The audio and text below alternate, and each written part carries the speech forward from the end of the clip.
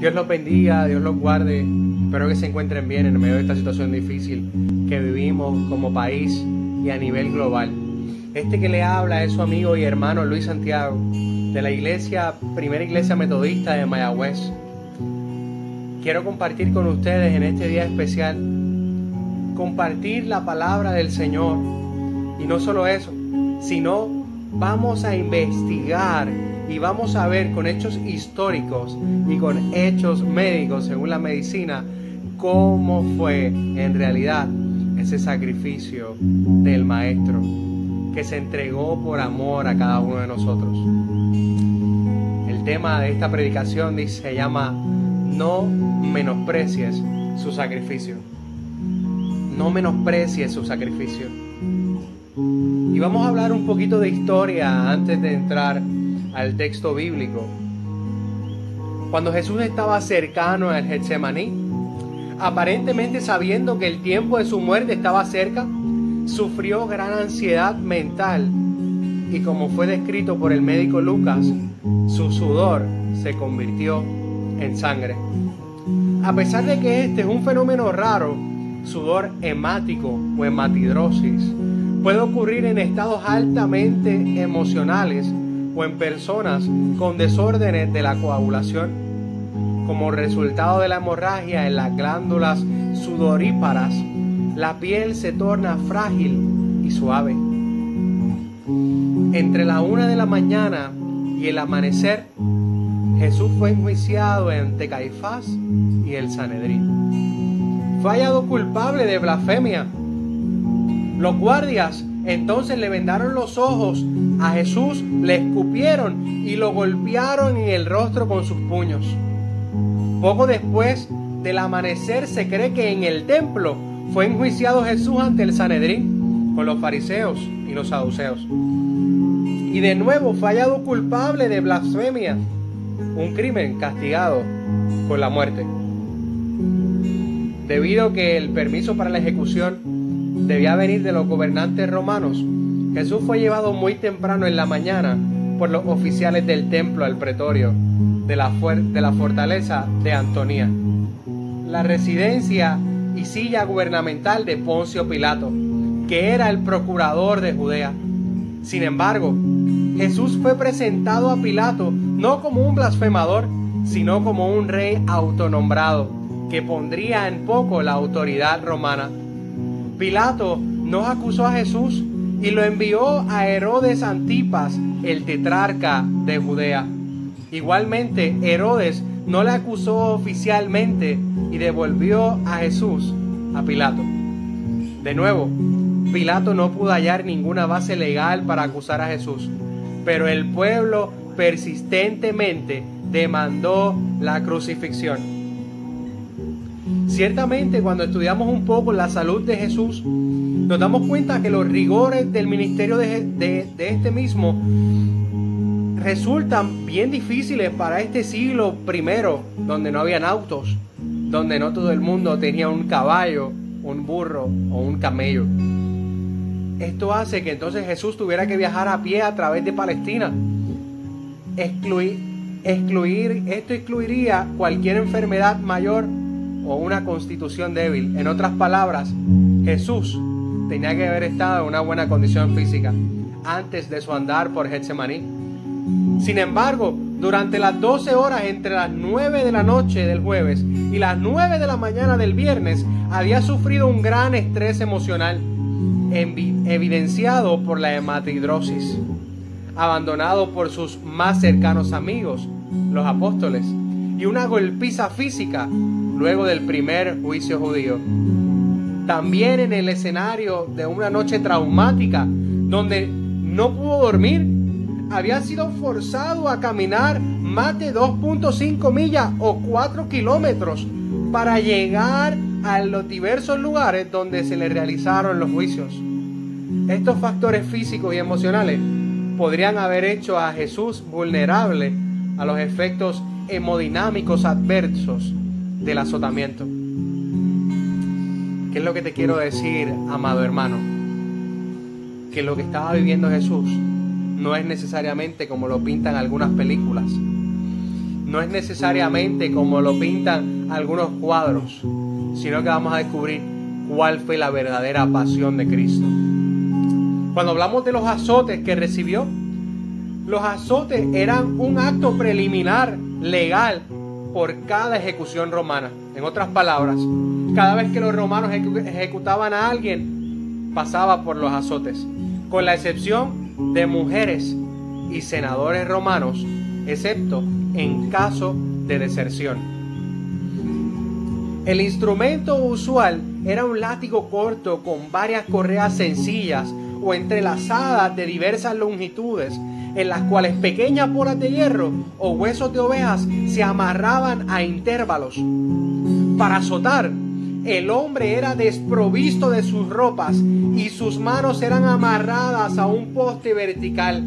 La espalda, glúteos y piernas eran azotadas ya sea por 2 soldados o por uno solo que alteraba posiciones. La severidad del azotamiento dependía de la disposición de los soldados y su intención era debilitar a la víctima a un estado casi cercano al colapso o a la muerte. Luego de azotarlos, los soldados frecuentemente insultaban a sus víctimas.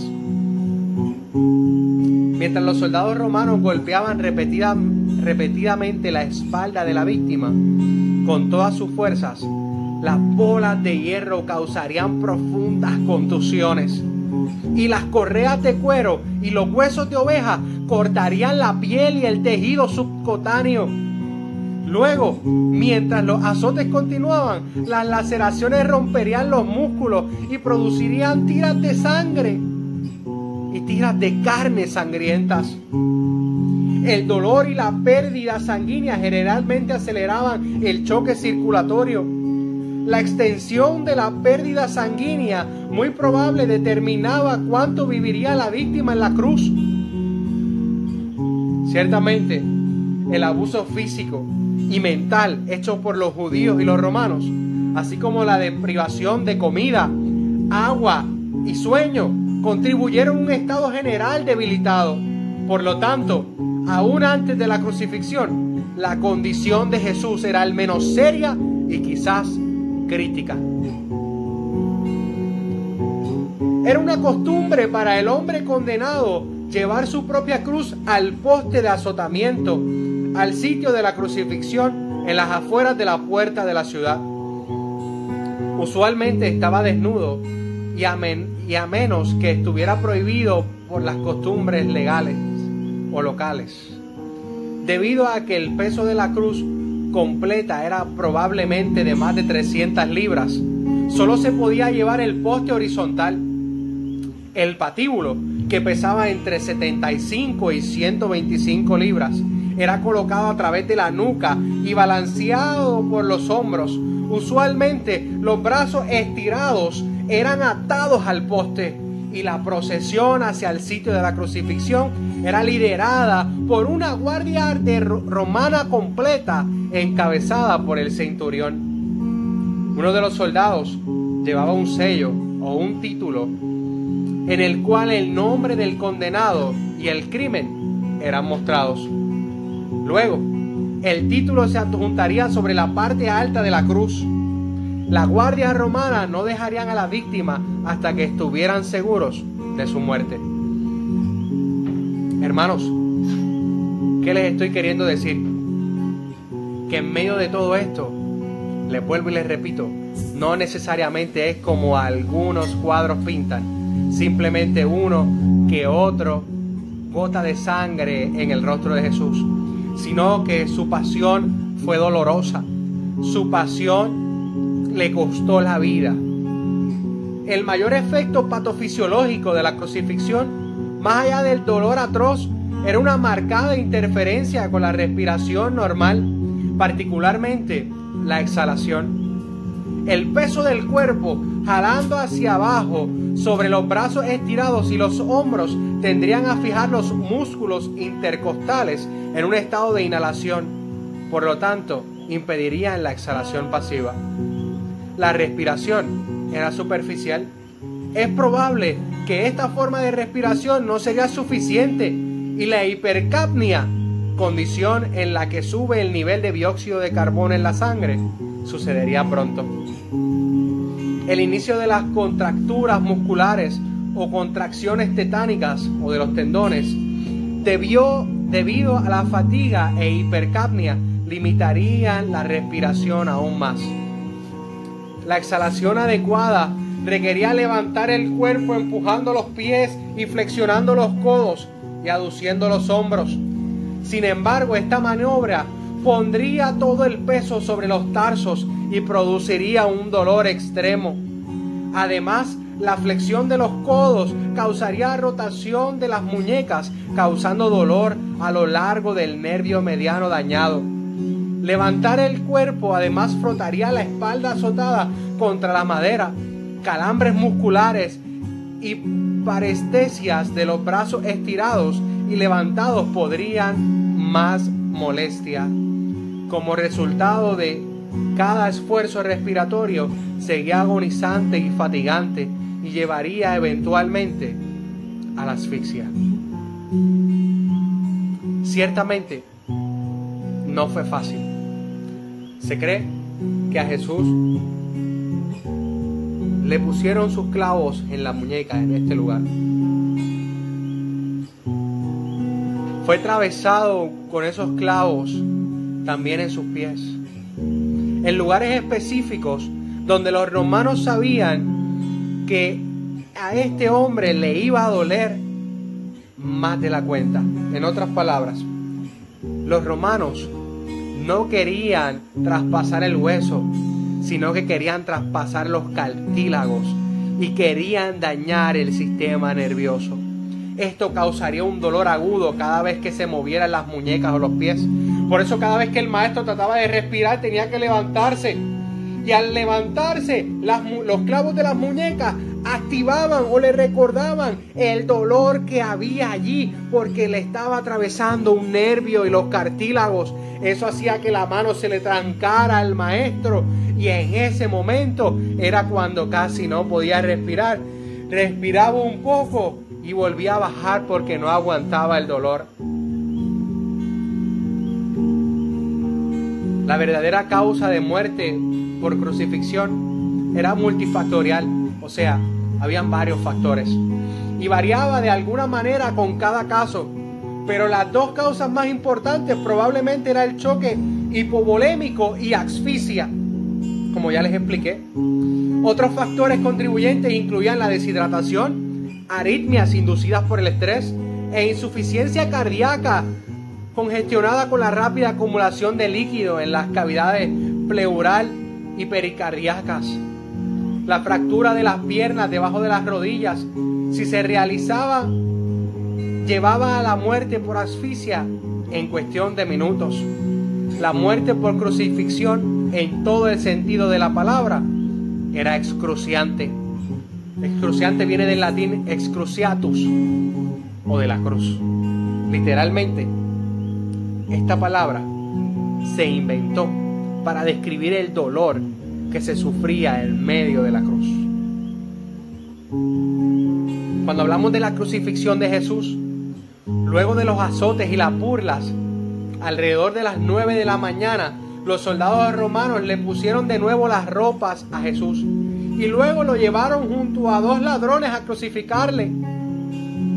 Jesús aparentemente estaba tan débil por la severa tortura que no podía llevar el patíbulo desde el pretorio hasta el sitio de la crucifixión a 1/3 de milla o 600 a 650 metros de distancia. En otras palabras, no era un sitio bien distante. Eran de 600 a 650 metros de distancia. Pero ya el maestro estaba tan cansado. No había podido dormir. No había podido comer. Estaba solo.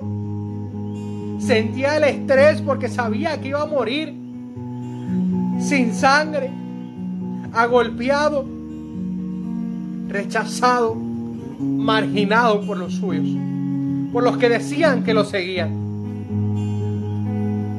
Allí le tocó caminar el Señor. Tanto era el peso de ese madero y ese desgaste físico del maestro, que Simón de Cirene fue llamado a llevar la cruz de Cristo, y la procesión se abrió camino al Gólgota o al Calvario, y establecieron el sitio de crucifixión.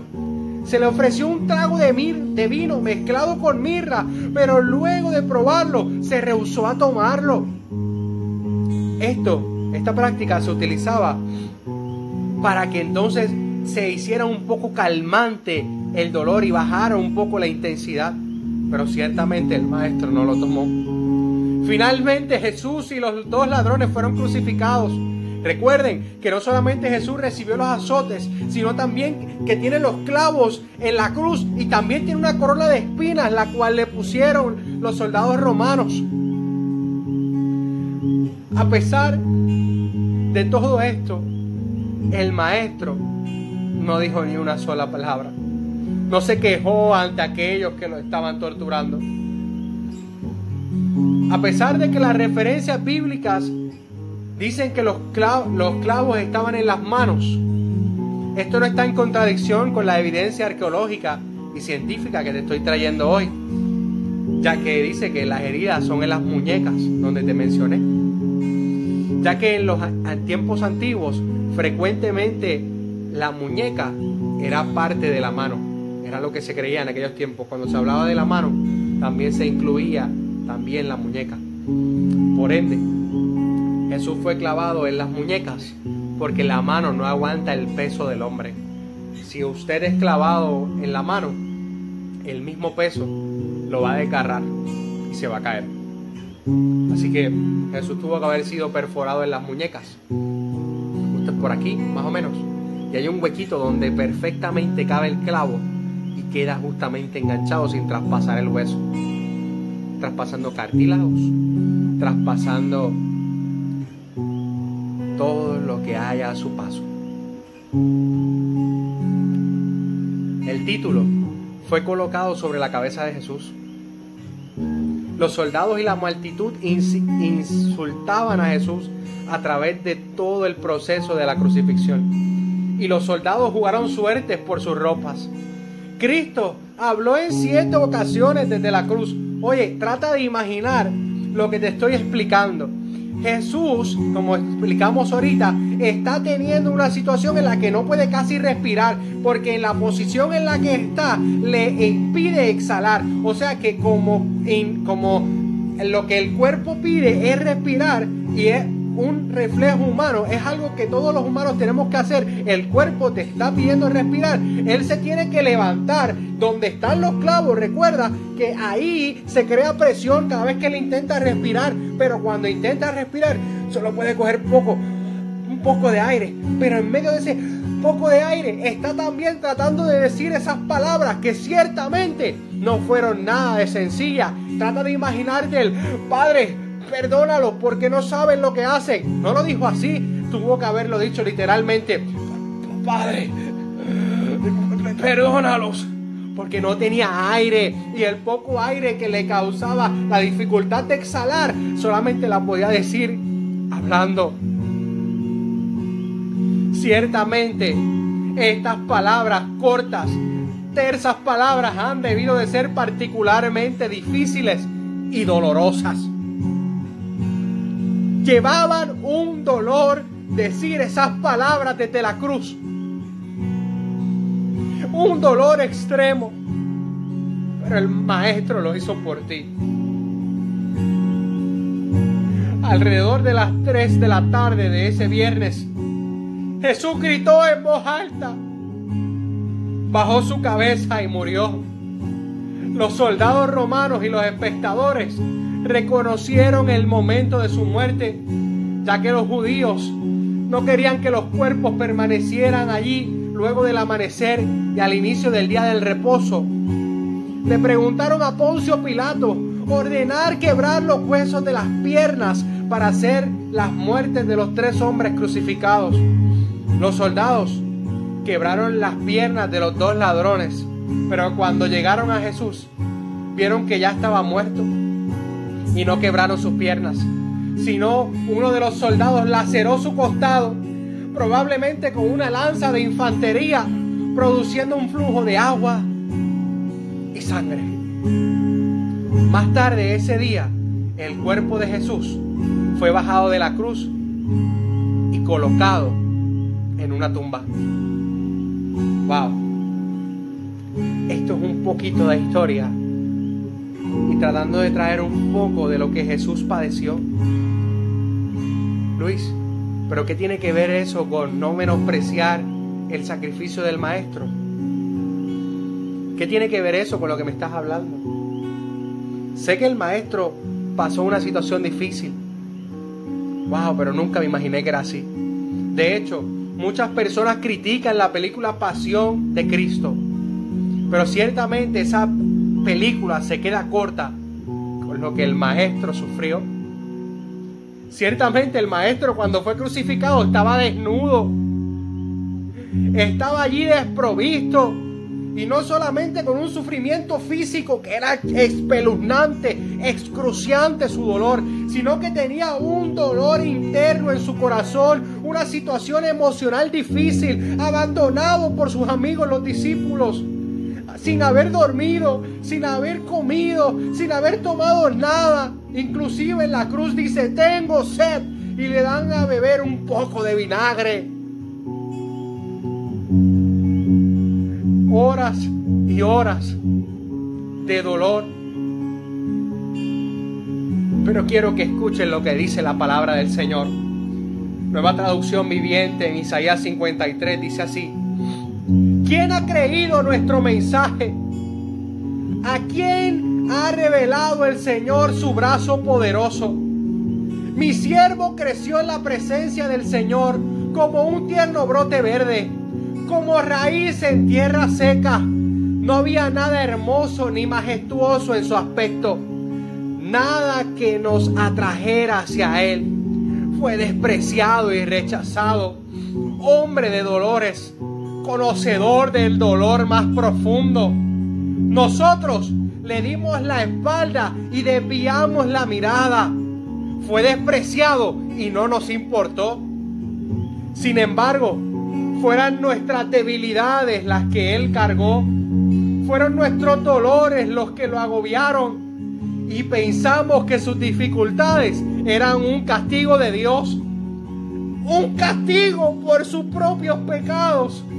Pero Él fue traspasado por nuestras rebeliones y aplastado por nuestros pecados. Fue golpeado para que nosotros estuviéramos en paz. Fue azotado para que pudiéramos ser sanados. Todos nosotros nos hemos extraviado como ovejas. Hemos dejado los caminos de Dios para seguir los nuestros. Sin embargo, el Señor puso sobre Él los pecados de todos nosotros. Fue oprimido y tratado con crueldad. Sin embargo, no dijo ni una sola palabra. Como cordero fue llevado al matadero, y como oveja en silencio ante sus trasquiladores, no abrió su boca. Al ser condenado injustamente se lo llevaron. A nadie le importó que muriera sin descendientes, ni que le quitaran la vida a mitad de camino, pero lo hirieron de muerte por la rebelión de mi pueblo. Él no había hecho nada malo y jamás había engañado a nadie, pero fue enterrado como un criminal y fue puesto en la tumba de un hombre rico. Formaba parte del plan del Señor aplastarlo y causarle dolor. Sin embargo, cuando su vida sea entregada en ofrenda por el pecado, tendrá muchos descendientes, disfrutará de una larga vida, y en sus manos el buen plan del Señor prosperará. Cuando vea todo lo que se logró mediante su angustia, quedará satisfecho, y a causa de lo que sufrió, mi siervo justo hará posible que muchos sean contados entre los justos, porque Él cargará con todos los pecados de ellos. Yo le rendiré los honores de un soldado victorioso, porque se expuso a la muerte. Fue contado entre los rebeldes, cargó con los pecados de muchos e intercedió por los transgresores. Esto fue la palabra del Señor en Isaías 53. según la Nueva Traducción Viviente. Por eso el mensaje del día de hoy es: no menosprecies su sacrificio. Pero Luis, ¿cómo yo menosprecio el sacrificio del Señor? Oye, menospreciamos el sacrificio del Señor cuando no le damos gracias por lo que Él hizo en la cruz del Calvario por nosotros. Menospreciamos el sacrificio del Señor cuando ponemos nuestros placeres y deleites por encima de lo que Él ha demandado de nosotros. Menospreciamos el sacrificio del Señor cuando preferimos decir de la boca para afuera: soy cristiano, pero en mi casa, donde estoy a solas, soy peor que los impíos. Menospreciamos el sacrificio de Jesús cuando le damos de codo y no miramos con amor a aquellos que nos necesitan. Menospreciamos el sacrificio de Jesús cuando tenemos en poco lo que Él hizo en la cruz. Menospreciamos su sacrificio. Los menospreciamos una y otra vez. Cada vez que pensamos que nosotros somos autosuficientes y no necesitamos de Él. Menospreciamos el sacrificio de Jesús cuando nosotros en nuestra vida pensamos y creemos que estamos haciendo las cosas bien, pero no seguimos su palabra.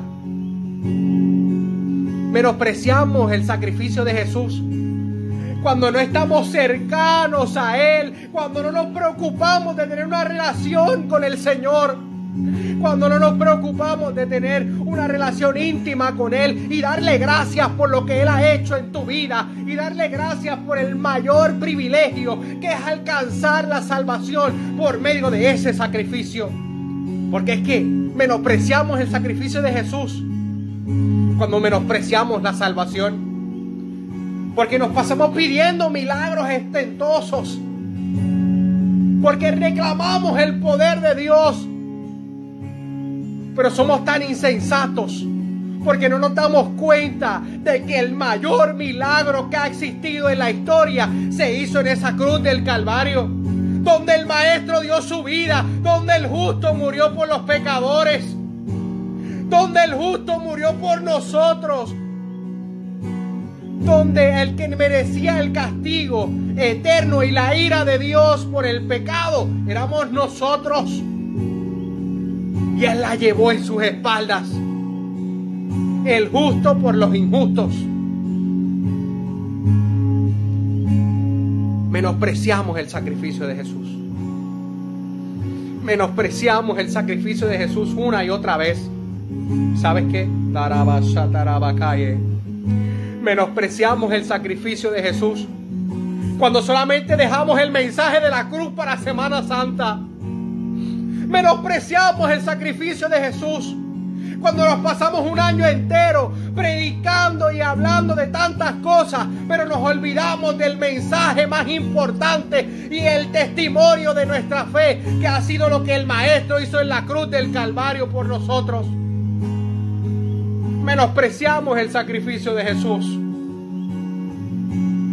Menospreciamos el sacrificio de la cruz cuando menospreciamos y no tenemos en cuenta cuán grande salvación nos ha entregado Dios.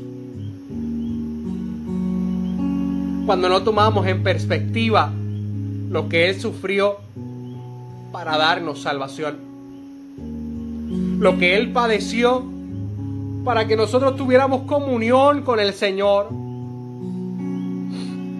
Menospreciamos el mensaje de Jesús y menospreciamos su sacrificio cuando no estamos dispuestos a entregar nuestra vida a Él. Cuando pensamos que ese sacrificio en la cruz fueron solo un par de gotas de sangre y una muerte que no causó dolor, y fue todo lo contrario. Fue una de las muertes más dolorosas que ha habido en la historia de la humanidad. Una tortura cruel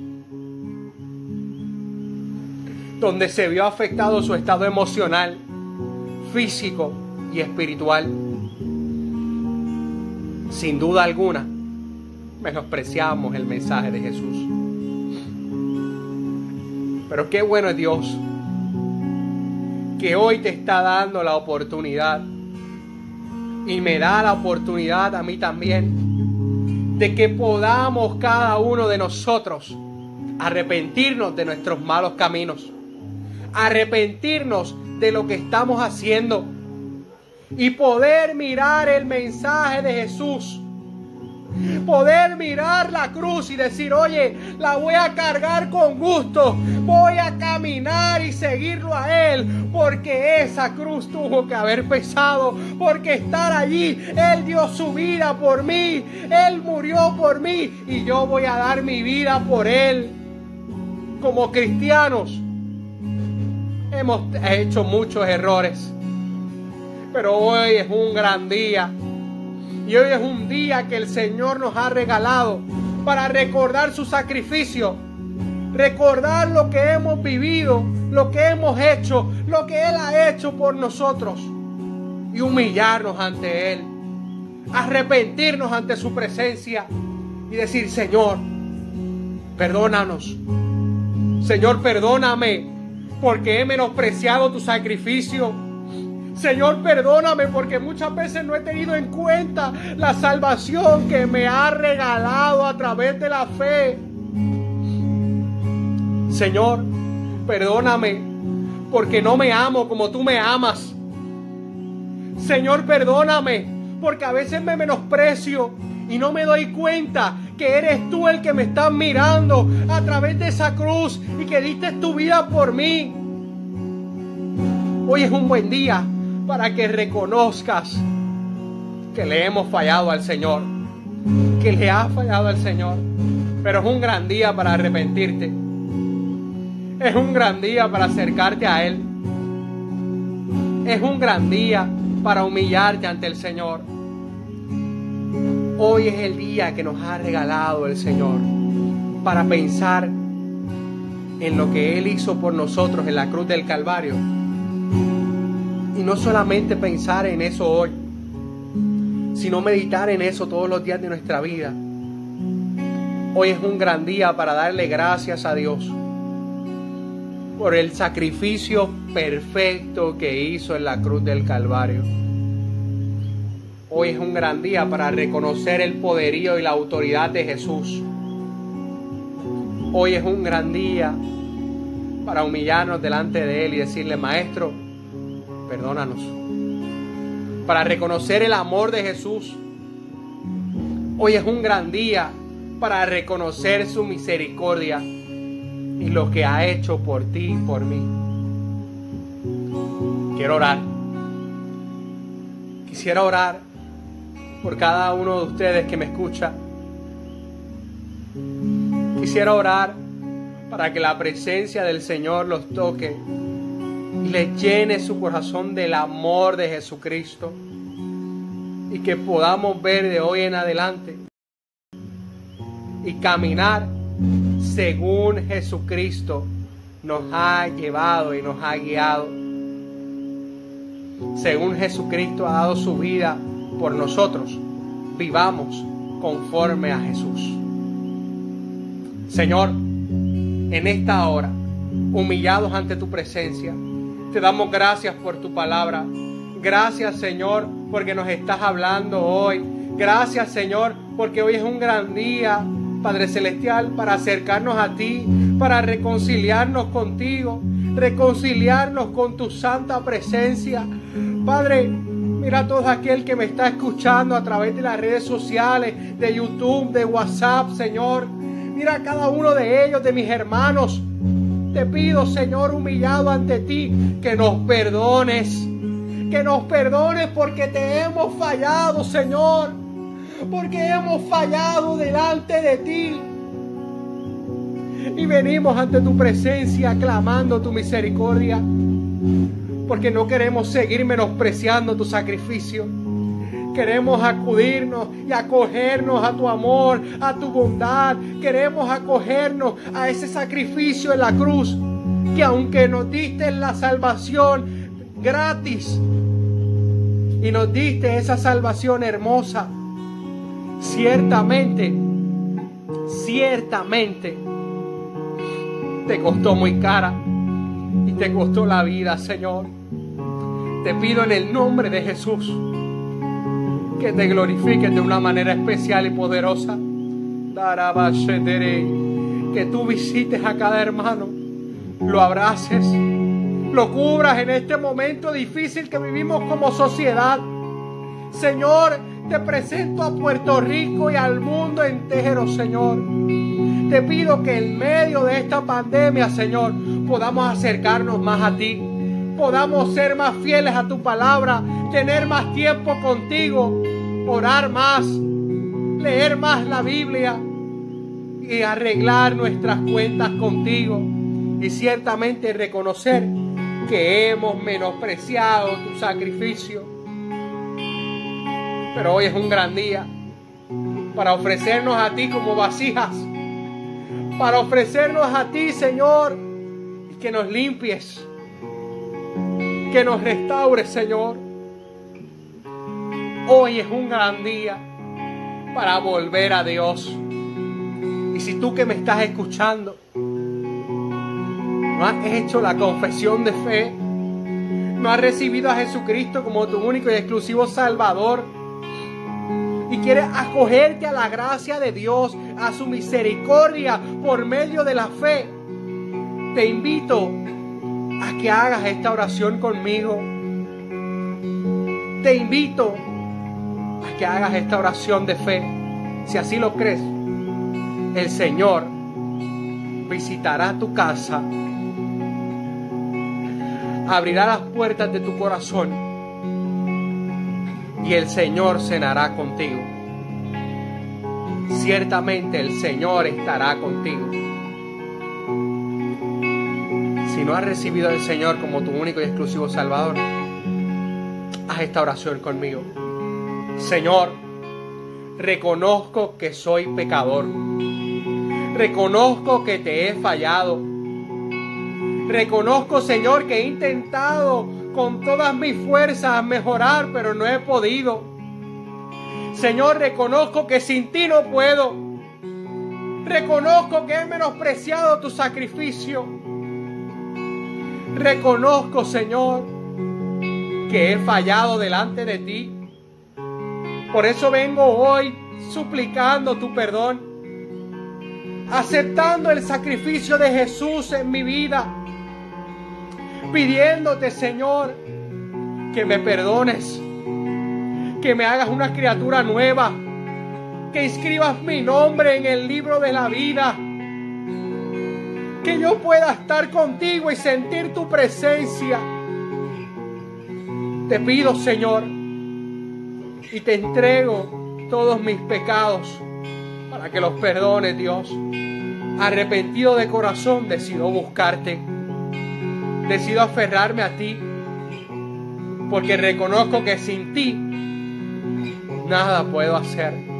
Alejado de ti, nada puedo hacer, Señor. Te invito, Dios mío, y te confieso como mi único y exclusivo Salvador, Jesucristo. Te confieso como mi único y exclusivo Salvador. Habitas conmigo y déjame estar en tu reino. Perdona mis pecados por los méritos de Jesús. Amén y amén. Hermano, si hiciste esta oración de corazón y le has pedido a Dios, le has confesado a Jesucristo como tu único y exclusivo Salvador, te felicito. Te felicito. Y quisiera darte un abrazo virtual, porque ciertamente con la situación que vivimos en este mundo no está fácil. Te envío un abrazo. Este es tu hermano y amigo Luis Santiago. Y si necesitas una oración, enviamos un mensaje. Quiero orar por ti. Pero hoy es un gran día para arrepentirnos y no seguir menospreciando su sacrificio, y no seguir menospreciando lo que Él hizo en la cruz del Calvario por cada uno de nosotros. ¿Qué tal si hoy comenzamos a caminar pensando en lo que Jesús hizo y caminando según como Dios quiere que caminemos y vivamos? una vida de integridad y de justicia delante de Dios. Dios te bendiga mucho. Un fuerte abrazo. Dios los bendiga.